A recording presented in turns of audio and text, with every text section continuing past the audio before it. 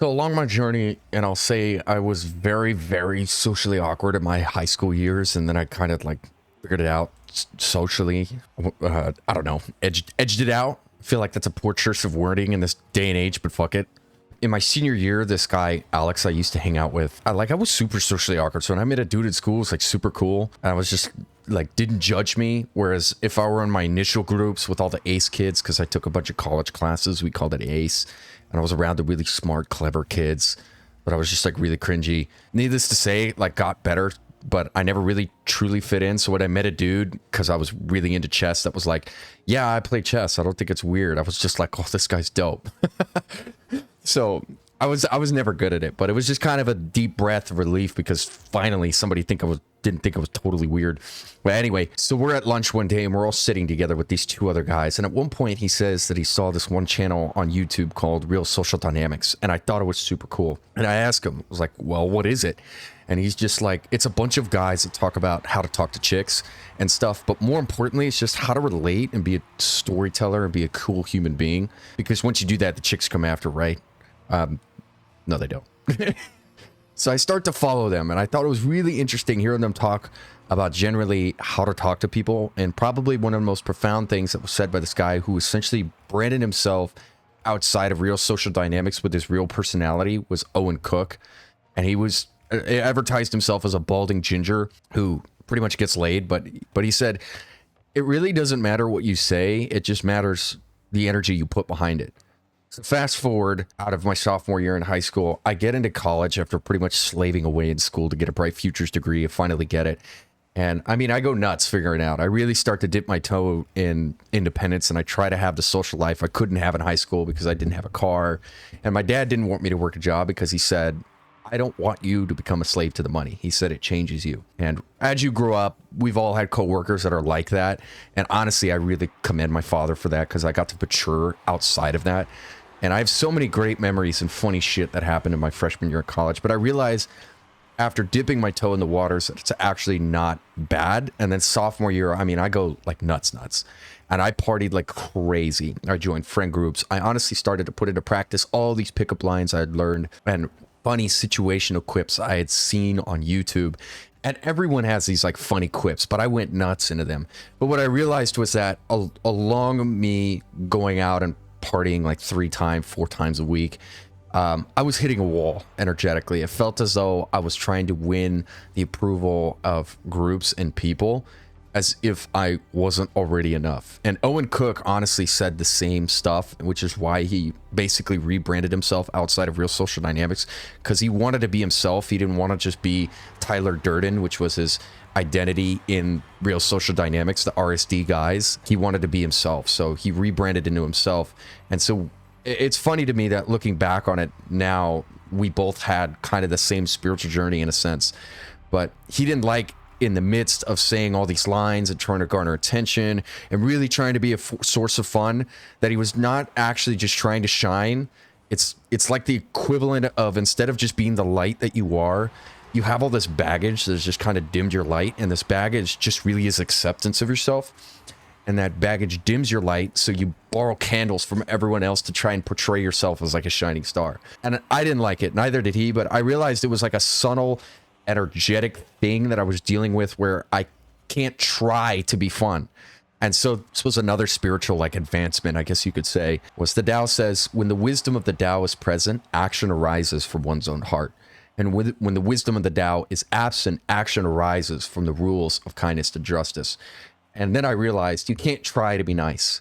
Like, you can't try to have fun. You either do it because it comes from your own heart. It's an extension of you and your soul, or you can't do it. Like, you can't fake it. Like, you genuinely cannot fake it. And I think this whole try to be nice thing falls in line with a lot of like subtle manipulation that humanity and everybody right now is just trying to delineate. That's been like the struggle since honestly the beginning of mankind. I realized that the wisdom in the Tao is much the same as what I had learned partying and going out, which is essentially, it matters not what you say, it just matters the energy and truth you have behind what you say. It just matters the energetic parameters through which you are coming from. And even then, words can be misconstrued, and people will take what you say at face value because words are they're not actually true to the actual they're a medium. Like we have our energetic, where we're coming from, and essentially like love, or can sometimes it can even be hate if you're dealing with somebody. I guess it's not like morally upstanding, and people will take those words and take it at face value rather than trying to get to the meaning and behind what they're actually trying to say. What is their like intent? What is the energy that they're coming around? Do they mean it in the face of unity, like love, or are they actually just trying to manipulate you? And it's kind of hard to read into, but if you really look at it like that, you could really start to get a gauge on whether somebody actually means what they say or they don't. And I think if people more understood really what they felt within their hearts, where people were coming from in their soul, they could understand whether people really mean well. You don't have to take it what somebody says at like face value. You could just realize that if their intent is good, you could kind of just try to take away from what they're trying to say and then build your own truth around that. That's a harsh pill to swallow, because some of our friends just genuinely don't give a fuck so much that it's like narcissistic or psychopathic. Like, I think you don't you do have to give a shit, but not so much that it affects you to the point of like breakdown. But you obviously don't want to like completely not give a fuck, right? Because it's a balance of both. And then it's like narcissism and psychopathies, right? So you want to be like somewhere in between. And this conversation can be taken into like a million different avenues regarding like relationships and shit, because everyone has like different definitions of like their give a shit meter, right? It's like all registered differently, some more than others. And our life experience plays into that, who you are as a soul. I really believe that you're just like a ball of light that is now your personality. And some of those differences kind of come into a clash. But the quote from Oneness by Rasha is, the very differences that divide you right now are one day the differences that will unite you. And that was said in the context that if everyone had the same color paint stroke to add into the painting of oneness, it would lead into a very bland, annoying painting. But our differences now make a different color paint stroke to add to a rich painting of oneness. So I realized among my journey, going back again, I'm going on a million different tangents, but I realized in my journey that I was really just hitting a wall. And rather than trying to win the approval of others, I really needed to just kind of heal. And I think also another point is, I don't think the point is to fully heal. I really don't. Because I heard this from Esther Hicks. She's a medium, but she said something that was really interesting, which is somebody says that they're in like so much pain. It's just going up to Esther and they're just like, you know, emotionally they're like tearing up and like crying. And Esther says, well, the thing is you came down here for the point that not to fix anything, because there's nothing to fix, but you were in a really good feel-good state beforehand. And you wanted to teach others and uplift them, not that because there's anything wrong, but purely because you wanted to teach people the joy of being in a very loving, harmonious state. It's purely that. And so I think that means a lot, because if you try to teach others, what you're doing is simultaneously acknowledging that there's something wrong. And what she's saying is she's like getting rid of that opposite end duality and saying there's nothing wrong. It's just that you were already, and this is hard to explain, but you're already in a feel-good state and you want to just uplift others, you know, and that's it. But in order to do that, if you're coming to a friend and they're crying and breaking down and you don't, and you're just in this really good feel-good state, they're not going to listen. Like, they'll hear the words that you're saying, but they won't listen. And everyone has had conversations at some point where somebody's just like really emotional.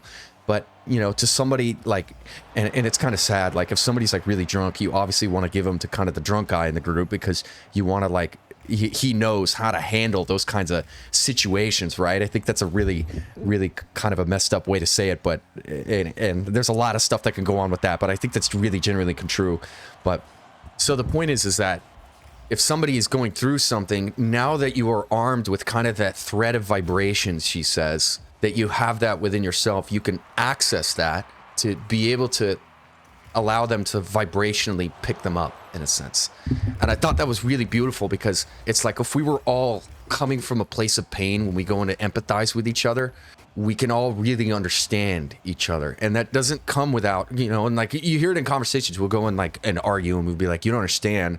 Like for me, I've lost a mom, and sometimes I'll just be like, look, you don't understand. Like, you haven't lost a mom. You know, but I can only really connect with people that like maybe didn't have moms or stuff like that. And it's like the same thing, because they'll talk about it. They'll be like, you just got to do this and that. I'm just like, no, you're not hearing me, dude. Like, you don't get me.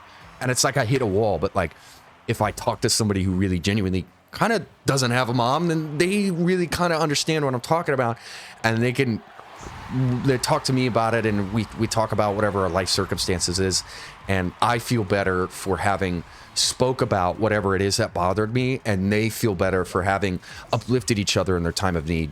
And I feel that's really interesting, because that's also another thing where in oneness it says there's no such thing as trauma dumping, because you got to release a vibrational density, she says, off your shoulders, and that person got the opportunity to harmonize with you on a note that you share. You know, like they got to uplift you in a sense, and that allows you both to come out feeling lighter, which is really interesting, because at some point in our lives somebody has said, well, I don't want to deal with this because this is just too much, right? And so then we say, well, I'm just never going to open up again. And that's not true. I think to an extent there's a kind of an immature response to somebody that says, I'm not going to talk to you because it's just too much. And I think to a degree we can get that way naturally, because we're just in our feel good state. We just don't want other people to like bother us with like all kinds of bullshit, right? And we don't want to get out of that. So I think there's some truth to that. But to somebody that doesn't want to help somebody in their time of need, you obviously can't go too crazy with it, because then you'll feel drained, but you can't like not give a shit again. You know what I mean? Like you kind of have to care a little bit. And that leads into a little bit of a clash that people don't really understand, which is honestly the context. And I really believe it on why you came down here in the first place, you know, is to have that compassion and empathy and to honestly uplift each other, and to go along with each other and to help each other with everything. And when we mix and match that, it leads into a lot of conflict, because everyone has a different definition of what they see of life, right? And I think that's partly natural, but some of it just gets blown so out of proportion. And some of these fights that we have with each other and humanity just don't realize that we're just two human beings trying to really just walk each other home.